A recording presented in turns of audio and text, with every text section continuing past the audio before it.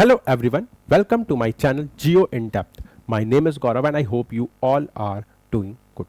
So basically last class में हम लोगों ने ज्योग्राफी के इंट्रोडक्शन पर बात की थी और आज के इस सेशन में हम लोग स्टार्ट करने जा रहे हैं हमारा पहला topic latitudes and longitudes. Okay, but इस टॉपिक को कवर करने के पहले हमें ये देखना होगा कि ज्योग्राफी में एग्जामिनेशन पॉइंट ऑफ व्यू से हमें ज्योग्राफी में क्या क्या पढ़ना है और किस फॉर्मेट में पढ़ना है. ओके, सो ज्योग्राफी के बेसिकली दो पार्ट हैं. एक है हमारा वर्ल्ड ज्योग्राफी और दूसरा है हमारा Indian geography. Okay, world geography के तीन पार्ट हैं. एक है आपका क्लाइमेटोलॉजी, दूसरा टॉपिक है हमारा ओशनोग्राफी और तीसरा टॉपिक है हमारा जियोमॉर्फोलॉजी. सो ये वर्ल्ड ज्योग्राफी के फिजिकल ज्योग्राफी का टॉपिक्स हैं ये तीनों, क्लाइमेटोलॉजी, ओशनोग्राफी और जियोमॉर्फोलॉजी. जो भी ह्यूमन ज्योग्राफी के जो भी इंपॉर्टेंट टॉपिक्स होंगे जो एग्जामिनेशन पॉइंट ऑफ व्यू से इंपॉर्टेंट होंगे वो हम लोग इंडियन ज्योग्राफी के साथ में ही कवर करेंगे. ओके, तो हमें बेसिकली वर्ल्ड ज्योग्राफी में ये तीन टॉपिक्स पढ़ने हैं जो कि बहुत ही ज़्यादा इंपॉर्टेंट है. ओके, बट इन टॉपिक्स को पढ़ने के पहले हमें कुछ बेसिक्स देखना होगा, जिसमें पहला जो है वही हमारा है लैटिट्यूड्स एंड लॉन्गिट्यूड्स. दूसरा टॉपिक क्या है वो है हमारा rotation and revolution of earth. So ये हमें बचपन से पता है कि हमारा अर्थ रोटेट भी कर रहा है और रिवॉल्यूशन भी कर रहा है. रिवॉल्यूशन किसका कर रहा है? सन का कर रहा है. ठीक है, तो हम लोग इस पर भी चर्चा करेंगे. और इसके बाद जो हमारा थर्ड टॉपिक होगा वो है हमारा duration of day and night. So हम लोग अक्सर जानते हैं कि सर्दियों में रात की जो अवधि होती है वो बढ़ जाती है और गर्मियों में दिन की अवधि बढ़ जाती है. सो इन सब का जो भी कारण होगा या इसका जो प्रभाव होगा वो हम लोग डिस्कस करेंगे हमारे बेसिक्स इन ज्योग्राफी के थर्ड टॉपिक में. ठीक है ना, तो आज का हमारा टॉपिक क्या है? Latitudes and longitudes. So let us start. हमारा पहला क्वेश्चन आता है that what is a latitudes. So अगर आप इसकी जेनरिक डेफिनेशन को देखेंगे तो वो आपको ज्योग्राफी की एनसीईआरटी क्लास 6 बुक में भी मिल जाएगा. That it is an imaginary line drawn parallel to each other in the east to west direction और in the west to east direction. Okay, तो ये तो बहुत ही बेसिक डेफिनेशन है, मगर इसे हमें अगर और अच्छे से समझना है तो हमें समझना होगा that what are the latitude angle. ठीक है, तो इसे समझने के लिए पहले हम इसे इरेज कर दें so that it is easy to understand. देखिए, इसके लिए हमें थोड़ा विजुलाइज करना होगा कि मान लेते हैं कि एक हमारा अर्थ है और इसको हम लोग नाइफ से बीच से कट कर देते हैं, जो कि पॉसिबल है नहीं, बट लेट अस विजुलाइज. तो अगर हम इसे बीच में से कट कर देंगे तो इसका एक प्लेन का फॉर्मेशन होगा और उस प्लेन का जो फॉर्मेशन हो रहा है उसके सेंटर पॉइंट ओ से सरफेस ऑफ अर्थ पर किसी भी पॉइंट पर बनने वाले एंगल को ही हम लोग क्या कहते हैं? Latitudinal angle. तो मान लेते हैं कि ये कोई प्लेन है OA और सरफेस पर जो भी हमारा अर्थ का सरफेस है उसके किसी पॉइंट P से जो एंगल बनेगा इस प्लेन का उसे ही हम लोग क्या कहते हैं? लैटिट्यूडनल एंगल कहते हैं. ठीक है, तो अब लैटिट्यूड्स क्या है? तो the points having same latitudinal angle is called a latitude circle और अ लैटिट्यूड. मतलब कि जहां जहां पर भी सेम लैटिट्यूडनल एंगल का फॉर्मेशन होगा, अगर हम उस पॉइंट्स को मिलाते हुए चले जाएंगे तो क्या बन जाएगा, लैटिट्यूडनल सर्किल बन जाएगा या लैटिट्यूड्स बन जाएंगे, ठीक है ना। तो ये तो बात रही कि लैटिट्यूड्स का आप कह लीजिए कि कैसे प्रोजेक्शन किया जाता है, ठीक है ना। अब अगर इसके कैरेक्टरिस्टिक्स पर बात किया जाए तो आप देख सकते हैं कि जो लार्जेस्ट सर्किल का फॉर्मेशन होगा वो कहां होगा,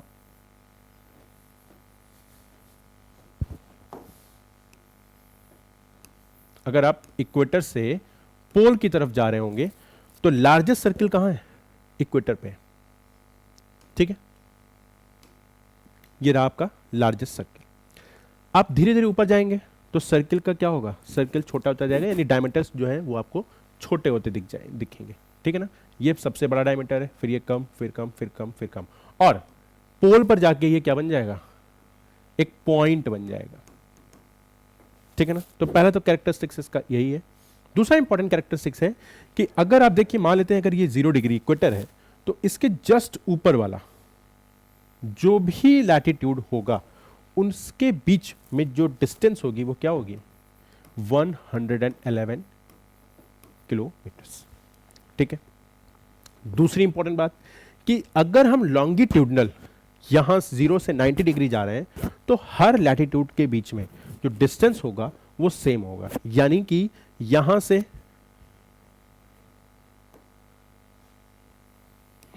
यहां से 0 से 1 जाने पर जो डिस्टेंस होगा वो 111 होगा, 1 से 2, 2 से 3, तो ये जो डिस्टेंस है वो क्या होगी, सेम होगी, okay? तो ये तो बात रही कैरेक्टरिस्टिक्स ऑफ लैटिट्यूड्स। लेकिन इस लैटिट्यूड्स को पढ़ना क्यों जरूरी है या इसकी क्या इंपॉर्टेंस है ज्योग्राफिकल पॉइंट ऑफ व्यू से, वो हम लोग देखते हैं।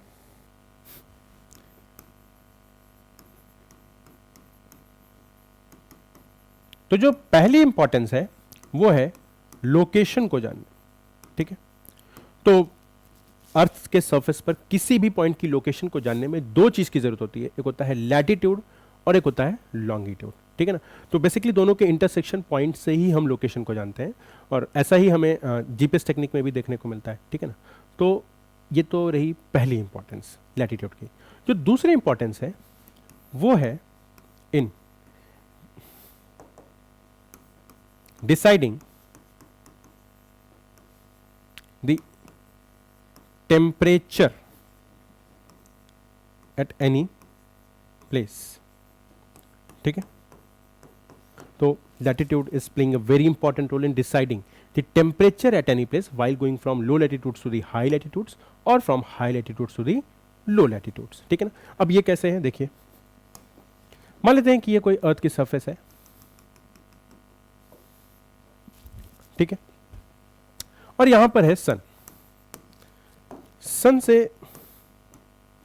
एनर्जी आ रही है in the form of raise,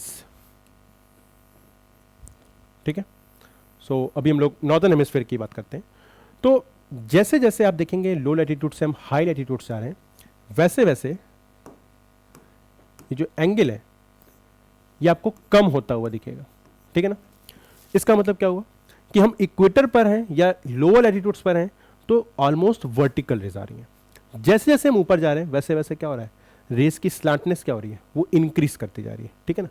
तो जैसे जैसे रेस की स्लांटनेस इंक्रीज करेगी वैसे वैसे आप देखिए ऐसे लिख देते हैं पहले एक बार, as we move so that it is more clear to you, as we move from low latitudes to high latitudes, the slantness of rays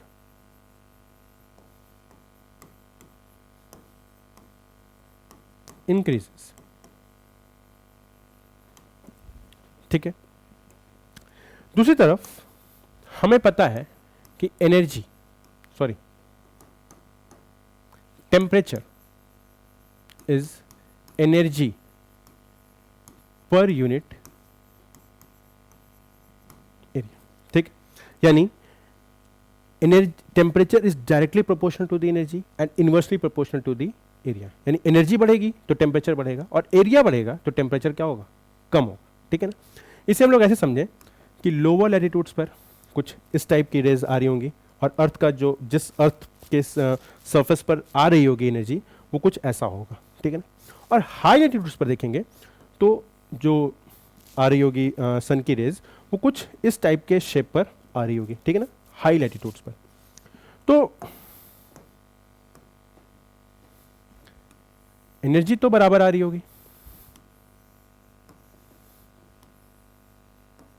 मगर अगर हम लोग इस अर्थ के इस लोअर लैटिट्यूड्स पर को कि एरिया को A1 ले लें और इसको A2 ले लें, तो आप देखेंगे कि A2 is larger than A1, ठीक है ना। यानी कि लो लैटिट्यूड्स पर जब आ रही होगी रेज तो वो कम एरिया पर इंक्लाइंड हो रही होगी, है ना। और यहां पर जैसे जैसे हम पोल पर जाएंगे वैसे वैसे एरिया क्या होता जाएगा, बढ़ता जाएगा, ठीक है ना। तो अगर हम लोग देखें तो T1 मैं यहां के लिए निकाल रहा हूं, तो T1 यानी टेम्परेचर, एनर्जी तो सेम है A1, और T2 क्या है E/A2। अब आप बताइए अगर A2 बड़ा है तो T2 क्या होगा, कम हो जाएगा, और अगर A1 छोटा है A2 से तो यहां का टेम्परेचर क्या हो जाएगा, ज़्यादा हो जाएगा। तो हम इस बेसिस पर कह सकते हैं कि T1 is greater than T2, ठीक है ना। तो अगर हम इसे यहां देखें तो हम कहेंगे as we move from low latitudes to the high latitudes the slantness of rays increases and the energy per unit area decreases and hence temperature also decreases, ठीक है ना। ऐसा मैं कह रहा हूं लो लैटिट्यूड से हाई लैटिट्यूड्स पर जाने, ठीक है ना। तो ये तो बात रही लैटिट्यूड्स की, और ये बहुत ही इंपॉर्टेंट कॉन्सेप्ट है जब आप क्लाइमेटोलॉजी पढ़ेंगे। तो दूसरा इंपॉर्टेंट टॉपिक है हमारा लॉन्गिट्यूड, जो कि हम लोग इसी लेक्चर के पार्ट 2 पर डिस्कशन करेंगे, ठीक है। I hope you like my session, thank you very much.